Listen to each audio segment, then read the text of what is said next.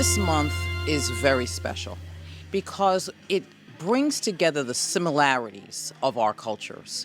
It's about family, resilience, and fighting for a just community for all.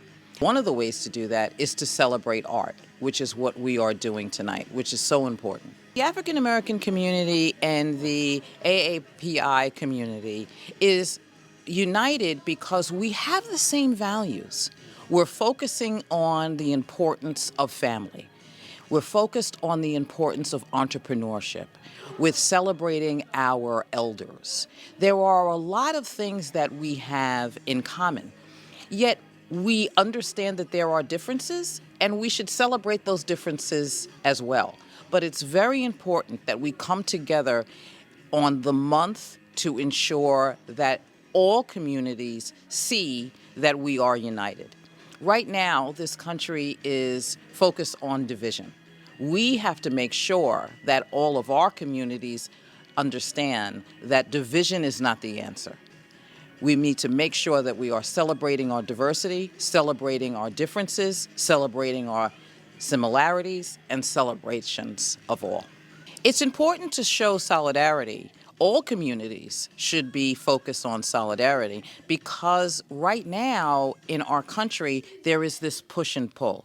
There is a desire to divide, and we cannot let that happen. So we need to embrace each other's cultures. We need to make sure that we are showing up for each other, that we can talk about our differences, but we need to make sure that we are focused on the betterment for all communities and all cultures. That's why I'm so excited and honored to be here tonight.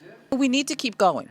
Tonight is a way for us to celebrate the art of this wonderful artist. And we need to make sure that we are all doing that because we need to make sure that we are focused on our unique passions, that we are celebrating the art and culture of this wonderful community, that we are embracing and supporting each other's values and each other's needs, and we're doing whatever we can in order to support each other. Asian Heritage Month is extremely important to me because it's there to uplift and empower our communities. Right now, our communities here on Long Island are facing tremendous disparities, especially when it comes to language access. So our organization is here to serve communities so they can be uplifted and united and work towards a better future for themselves. People inspired me to start this organization because there was such a great need for engagement within our communities.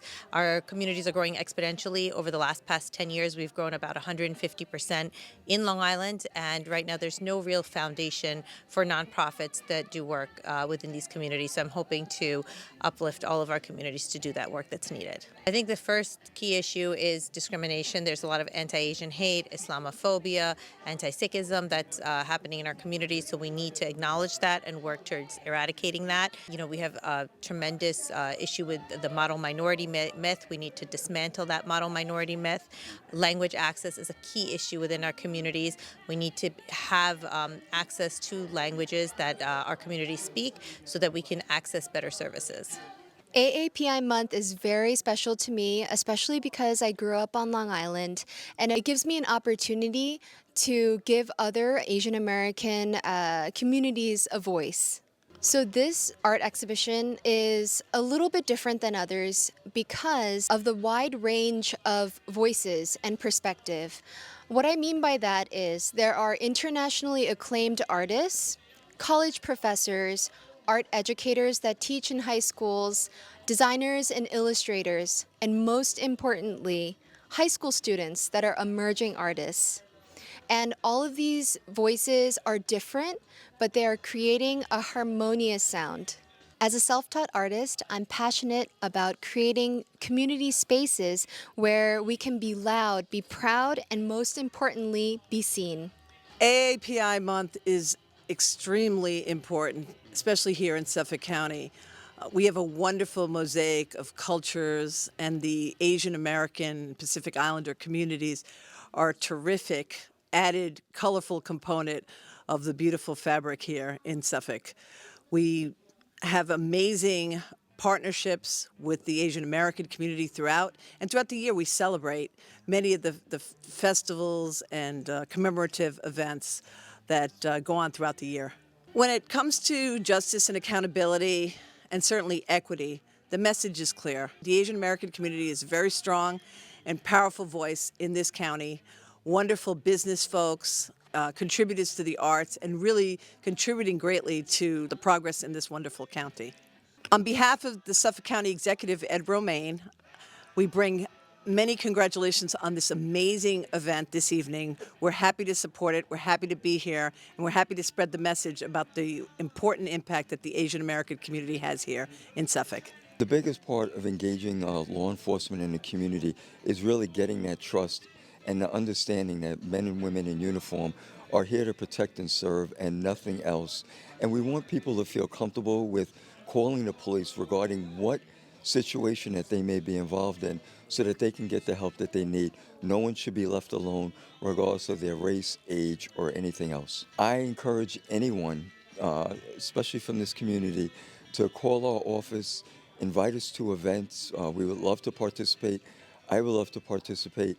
And really just so we can break down a cultural barrier that some people may not understand and really help us grow as a county.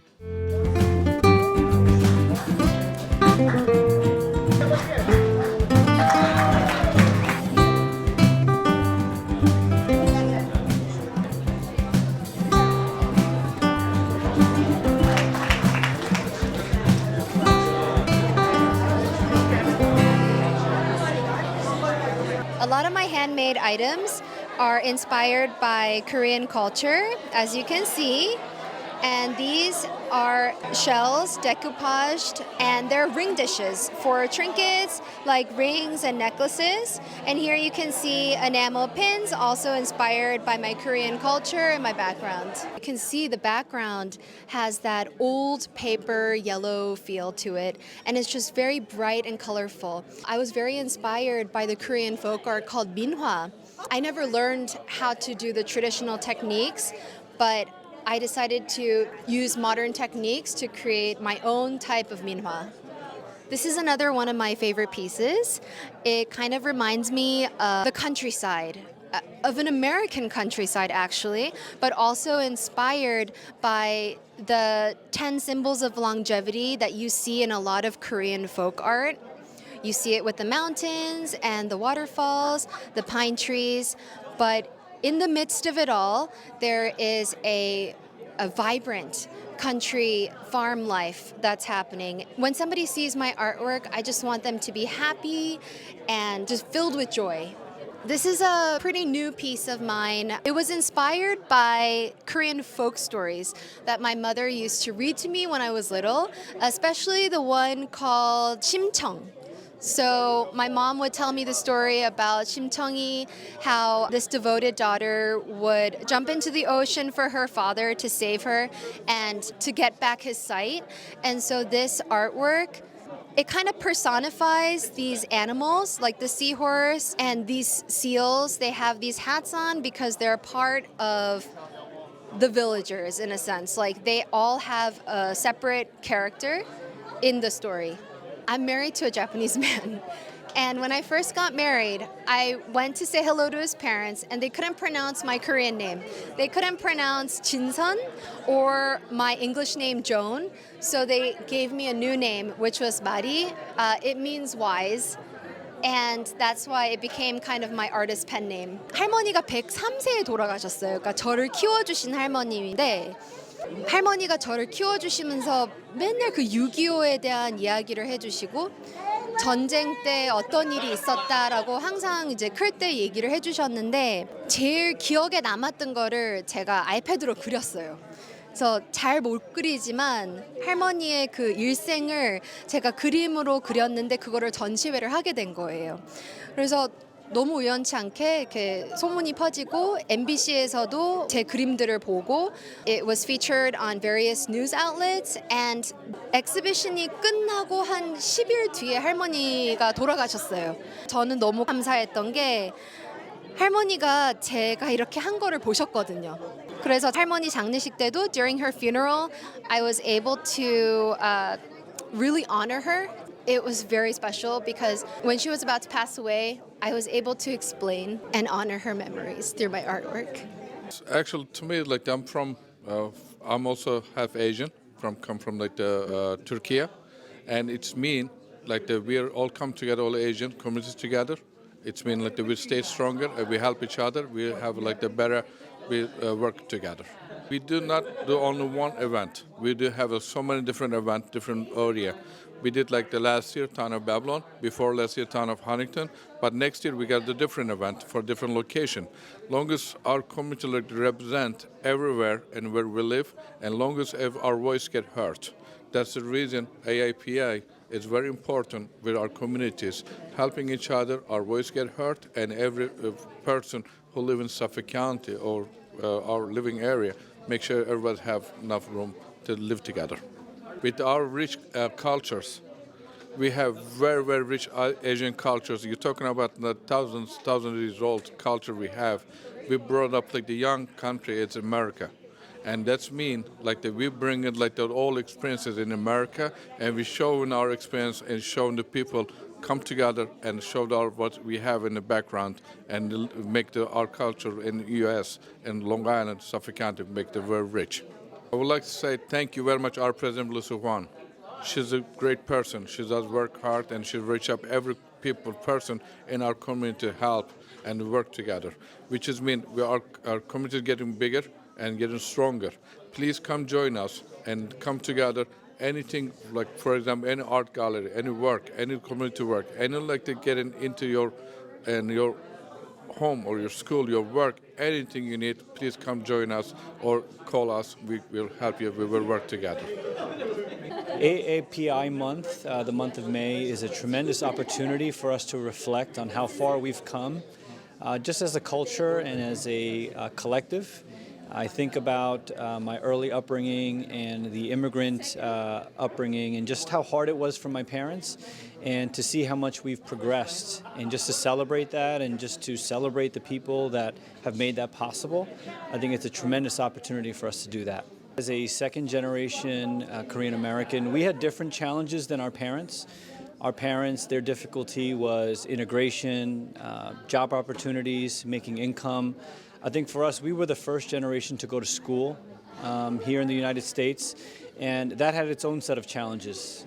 That wasn't always fun. I recall being bullied, and I recall being a Korean American wasn't something that it is now. It wasn't as celebrated. And I think now that I have children, I'm excited that we're at a place now where we get to celebrate our identity, our culture, our upbringing, and just the different things that we bring to the table. In my early years as a prosecutor, I was surprised how much criminals often targeted the Asian American community. You would see burglaries, you would see violent acts at grocery stores and delis and laundromats and thefts.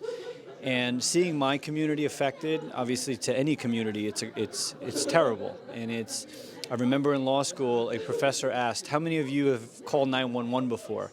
And none of us had our hand raised. But for these families and for people to be targeted based on color, skin, ethnicity, is just a terrible thing, no matter what the ethnicity is. So I had early experiences in that. In my more recent work, just to see homicides, cold case homicides, and just seeing the depravity of what people are capable of doing to one another. And it's just such a pride and joy every day to be a part of making sure there's justice, even though if it's late, it's better late than never. The one thing I would like to say to the AAPI community is thank you. I'm proud to be part of this community. I'm proud to be Korean American. I'm proud to see our growth. I'm proud to see our humility. I'm proud to see how hard we continue to work. Some things in our culture have not changed, and I'm very grateful for that. I'm also grateful that we've evolved and kind of redefined what it is to be Korean American, and we've made our impact in our various fields. There's no better time to be an AAPI than right now, and I think that will just continue to grow for the next generation and the generation after that. Let's continue to make our mark. The AAPI month is so special. One is to have recognition for a group of nationalities that have so much to say, to be represented, and AAPI really highlights all these community individuals who support our neighborhoods and to be recognized. And it is really special to me as an Asian American to have a voice and to be seen. The event really represents us bringing people together, being able to share our voices, share our stories. It's important that everybody be recognized, and the only way to do that is to give a forum to be able to tell our stories. I do think that we always say that the neighborhoods are melting pots, but the truth is that we are we have cross cultures in various communities, but we're not always together. And although we live with each other, we still have separate cultures. We still don't share the same space. And being able to build a community where we all can celebrate together publicly and not to be ashamed of our culture is really important. And I think that AAPI Month does that. The organizations like the United Asian American Alliance also encourages that, so we can bring everybody together to learn more about who we are, and then to take the biases out of our culture. Be proud of who you are. We have a space in the community, and I say whether you're Asian American or any other culture, I want people to feel confident in your voice. Share your story, and there's nothing wrong with putting yourself out there. I think that for my parents, they were very reserved, and they always made sure that they worked hard. So I think we were very similar in that way. They taught me to work hard and to achieve as much as I can. But I do think the difference is that they were very reserved, and they didn't really speak their voice when something was wrong. And I found in many occasions, even when my father was seeking services, that he would be either dismissed in conversation because he spoke very low and he had a very low tone and very conservative, to a point where it was almost rude that people weren't paying attention to him. And and that I find that he was so kind that he didn't mind that people were doing that, and that's not appropriate. To be heard was something that I brought to him, to say, you were in the middle of a conversation and that person turned around and they're supposed to help you. And I wanted to make sure that I was able to help him and advocate for my father to have a voice while he was seeking a service. Although he taught me so much, and my parents taught me so much, I take all the great things that he's taught me, and the kindness and the generosity. But I also know that I've changed a little bit of my thought in being able to say we also have a voice. So we also have to advocate for ourselves and others that don't have that voice.